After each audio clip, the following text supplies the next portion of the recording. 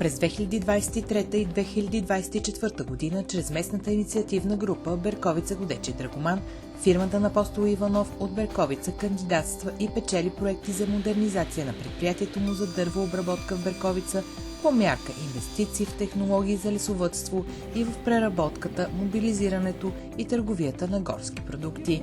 Програмата е вариант, в който човек по-лесно се решава да си закупи тия машини, защото все пак това е с 50% финансиране, което помага, разбира се. Апостол Иванов закупува технологично оборудване за първична дървообработка и производство на фасониран дървен материал за увеличаване на капацитета на производството в предприятието му за дървообработване Хайди ООД, град Берковица.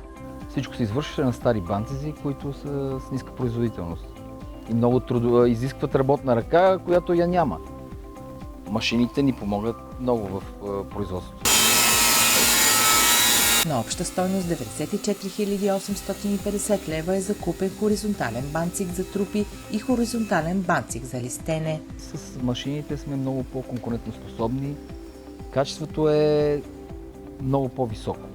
И най-вече работната ръка не изисква да е квалифицирана, която я няма.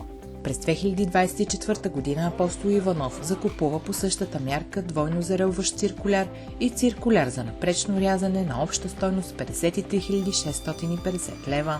По-малко енергоемки са, по-високо е качеството, по-бързо става. С новите машини е много по-добре.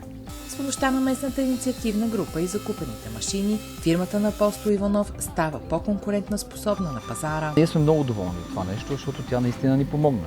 Повиши се производителността и стана много по-лесно. Апостол Иванов е категоричен, че занапред ще кандидатства по още проекти съвместно с местната инициативна група Берковица Годечи Драгоман.